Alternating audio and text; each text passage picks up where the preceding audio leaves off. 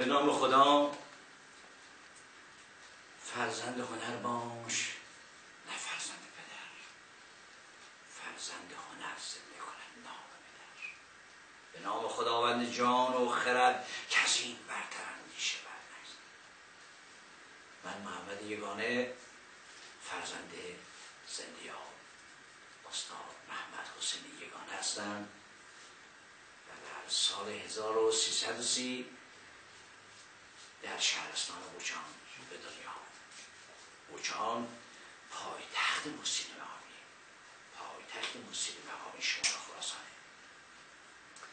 از کودکی در دامن پدر به فراگیری ساز بتار پرداختم. خانواده حاج حسین یگانه 3 نسل 200 سال این موسیقی مقامی را حفظ کرده، با 40 سال آموزش.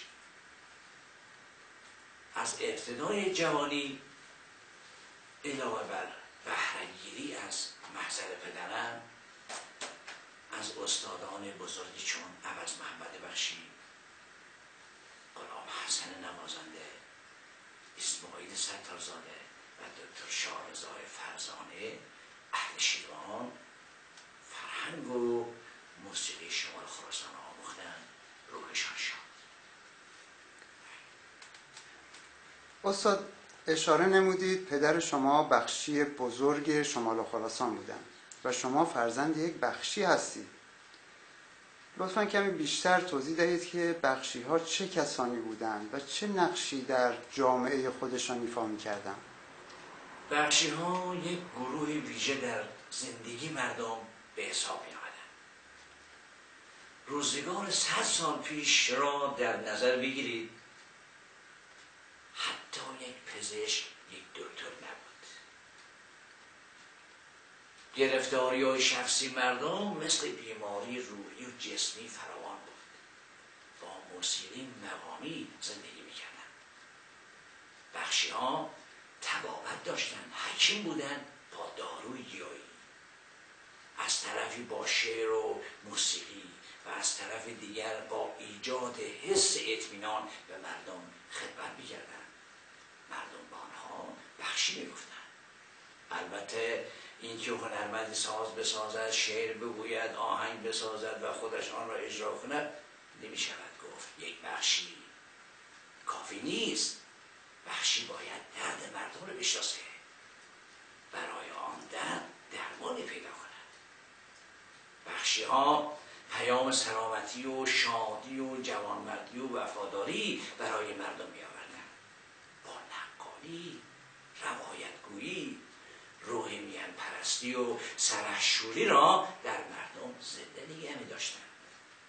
در شاهنامه فردوسی هم بخشی به معنی دارای بخت و محبت ایزدی آمده. اینقدر حرمت داره به این بخشی.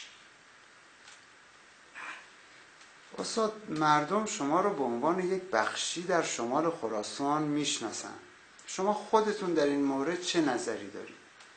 من نه تنها در ایران بلکه در نقاط مختلف جهان کنسرت های بسیار برگزار کردم که با موسیقی و روایت های گوناگون روح مردم را آرامش دادم و آنها را با این میراث ارزشمند آشنا کردم.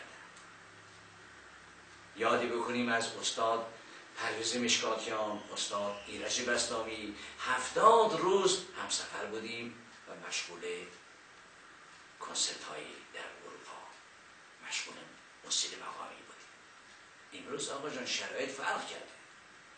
مردم کمبودهایشان فرهنگ و هنریه، غذا رو میخوان و به دنبال شناخت و هویت خودشان هستند.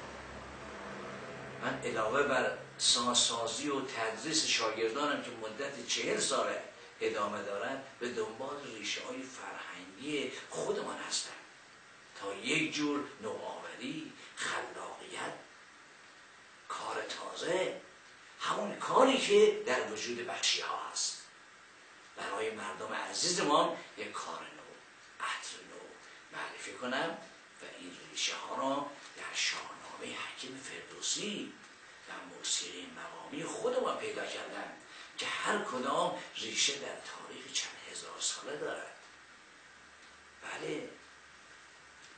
آفرین. استاد اگر ممکنه لطفاً کمی بیشتر توضیح دهید چرا کار بر روی شاهنامه را انتخاب کردید؟ چه مشخصه‌ای در شاهنامه وجود داره که شما چنین تصمیمی گرفتید؟ همانطور که گفتن دنبال ریشه های فرهنگی خودمان هستم، مدت 10 سال است که بر روی شاهنامه کار میکنم و فکر میکنم خداوند این قدرت را به من داده تا بتوانم این ابیات پرمعنی و این گنجینه فرهنگی را با موسیقی مقامی هماهنگ کنم و به مردم مخصوصاً به جوانان بشناسانم. پدر من شاهنامه‌خوان بزرگی بود. صدای او، صدای شاهنامه او همیشه در خانه بود و این زمینی شد تا من بتوانم به این کار بپردازم. بله. استاد از شما میخوایم به عنوان یک بخشی که میراثدار یک مکتب بزرگ در شمال خراسان هستید بفرمایید وضعیت بخشی ها امروز چگونه است؟ آیا هنوز هم مانند گذشته بخشی ها در بین مردم فعالیت دارند؟ هرچند بخشی ها مانند گذشته زیاد نیستند، ولی وقت خداوند قدرتی به شخصی عطا کنه مردم نتیجه آن را میبینن. من فکر میکنم کار بر روی شاهنامه که از 10 سال پیش شروع شده راهی بود که خداوند پیش پای من گذاشت تا امروز بتوانم پس از سالها همان کاری را بکنم که وظیفه یک بخشیه. جوانهای ما باید با فرهنگ خودشان آشنا بشن، حکمت و ادب یاد بگیرن تا جامعه سالم بماند. هرچند امروز قسمت زیادی از این کارها وظیفه دولته، وزارت ارشاد، رادیو تلویزیون، روزنامه، اینترنت، ولی خب چه کنیم؟ وظیفه بخشی به قوت خودش باقیه. افتخار